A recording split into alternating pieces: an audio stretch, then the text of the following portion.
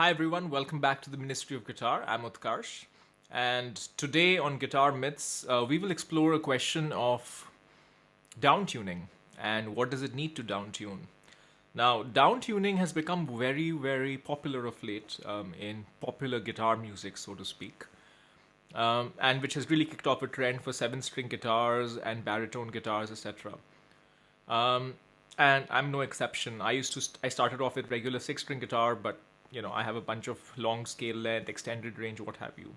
So the question I want to examine is: there is an assumption of what you need in order to play downtuned music, and for today I'm going to focus on something like B standard or drop A. You can go lower, but we'll just start here because that is pure baritone territory. And the question I really want to explore is: do you really need a baritone guitar and relatively high output pickups, which is the classic formula to play downtuned metal, gent, anything of that nature? Or can you get away with a standard guitar with relatively standard regular output, vintagey pickups?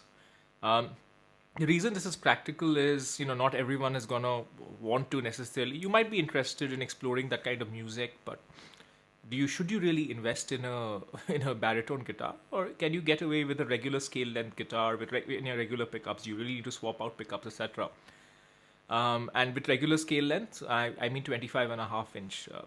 We'll go with that because 24 point and a quarter is a bit short, right? So let's just go 25 and a half. Even if you own a Squire Strat or whatever, you are you're in that range already.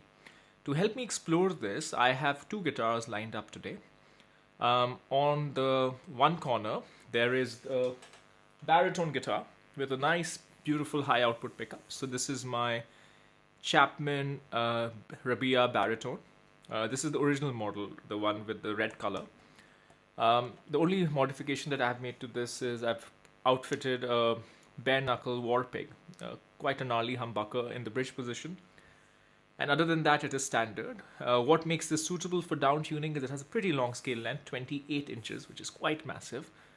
And it's got the high output humbucker. It's got the classic, like it's like a telly style, but it's got bolt-on neck and nice ebony fretboard. So it's what you would expect. It's a great guitar. Rabia certainly knows his stuff. This is tuned to drop A, and this has more regular baritone-esque strings. So this has currently got the Ernie Ball Mammoth Slinky set on it. So 62 to 12, which is kind of what you would expect to put on a guitar like this.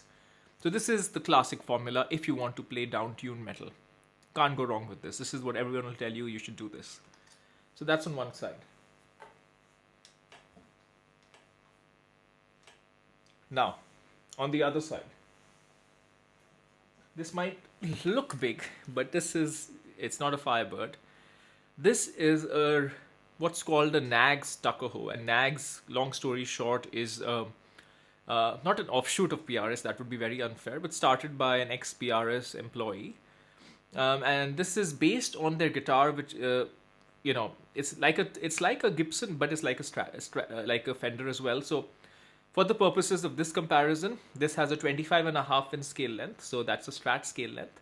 This has a floating bridge, and sorry, I should have mentioned that. Another formula for downtuning is you generally want a fixed bridge, which the Chapman had.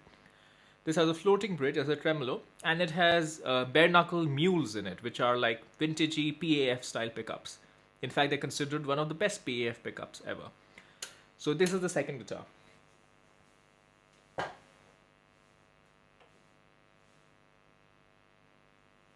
And I hope it's balanced properly. Anyways, so let me share my observations first, and then we will hear some sound comparisons. And the Knaggs is, of course, not loaded with very, very thick strings because regular guitars are not designed to take very thick strings. So what you can get away with potentially is a maximum thickness of like a 54 or a 56. So the Knaggs is actually loaded with 11 to 54. I think those are Diodarios. I think I took it off a 7-string set, but I used the bottom 7-string light set, which is a 54 to 9, and I used a 9 for something else. So it's 11 to 54. That's what the Knaggs has. Okay, so a few thoughts. We'll get into the sounds in a little bit where you can actually compare how they sound. I'll be playing mostly distortion, but a range of distortion. Everything from staccato picking to chugging and all of that. Okay, let's get a little bit into the sounds of the two. I'm going to compare the two. Beyond the fact that one is a baritone and one is a regular scale guitar, other thing to note over here is, of course, that one has a very gnarly high output pickup and the other one is a regular pickup. I have kept the settings almost exactly the same, so both of them are going through my Hughes and Kettner, Alex Lifeson Triumph, which I am trying to not hide and show you over there. And the only thing that they have between channel 3 side amp 3 channel 2, which is their heaviest gain amp, the only thing that I have is I have a bit of a mid boost to kind of tighten it up together. Otherwise the sounds are exactly the same. And the differences between the guitars, what I described, was different string gauges, but both of them are in drop A. So let's hear the sounds and then I'll tell you what I thought of it.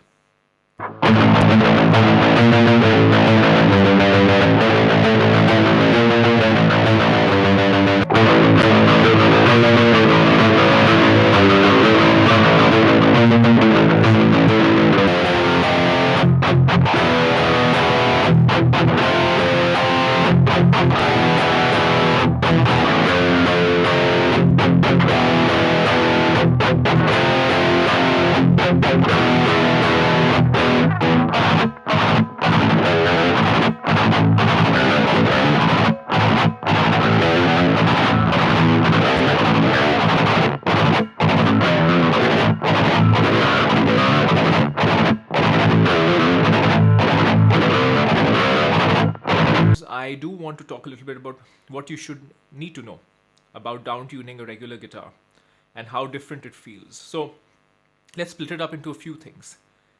One is feel. There is a very different feel between playing a baritone guitar and a regular guitar. The advantage of a baritone guitar is you do get a nice tension. Not to say it feels like a bass, but it feels very satisfying and very easy to palm mute on, right? You get that with the baritone guitar. Also, you get a wonderful, almost drony low string kind of a sound when you play a baritone guitar. When you play like a low E or a low B in this case, or a low A.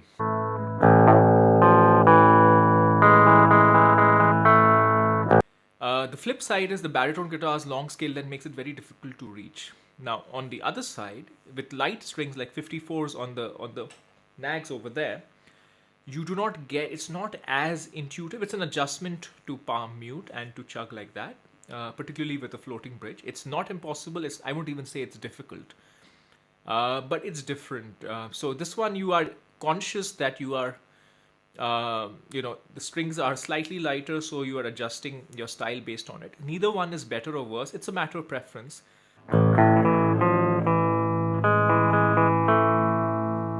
If you're the kind of person who likes to play real stretched out chords like I do, 20H in scale length can be quite challenging for that respect.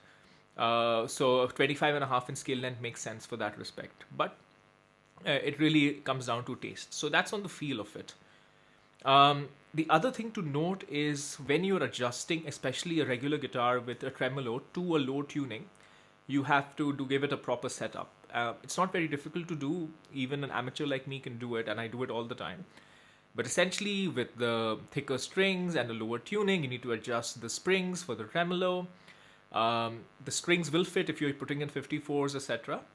But then you have to do the intonation all over again. Maybe look at the truss rod. It will need that. So if you're down tuning your regular guitar for the first time and you don't really know how to do it, if you have, say, a Strat or something, like you got a nice Squier Strat or a made in Mexico Strat, and you're like, let's down tune this thing, let's figure it out. Put 11 to 54s in it, you'll get there, but you will need to adjust it, and there are plenty of videos on YouTube to do it. So again, it's very, very possible. Does it make a huge difference in the ability to play metal on either? So is it the baritone will just be easier to play metal and play? It's just not. It's a matter of preference. What else have I observed in downtuning regular guitars? Actually, I would say there is a need, or rather, you can very well have a downtuned guitar just to get to the tuning. But the baritone has a feel all of its own, and in a way, the two complement each other. You don't necessarily have to have a baritone to downtune, but when you have a baritone, it has a different feel. It makes you play in a different way. It is easier to make the baritone tighter. The Knaggs will take some time, and your technique needs to evolve a little bit. I've been playing downtuned regular guitars for some time, so I'm okay. I can make it sound just like I make the baritone sound, but you may not get there immediately. You may get frustrated initially, like wow, the string is just vibrating so much, etc.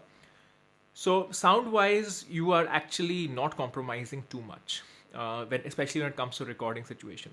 Feel is a different matter, as I talked earlier, but sound wise, you can get away, and the Knaggs acquaints itself very well. You wouldn't know from hearing it that hey, this is a regular low output humbucker 25.5 inch scale guitar, killing it in drop A. It really can do it, and there are plenty of bands that use a 25.5 inch scale guitar for drop A, Slipknot being one of them. So what's my conclusion? So the what I set out to really find out is, do you need a baritone guitar to play down tuning fundamentally, and can you get away with a regular guitar? The answer to the question is you do not necessarily need a baritone guitar to play down tuning. You can easily get away with a 25.5 inch scale guitar and without even swapping out your pickups. That's the simple conclusion.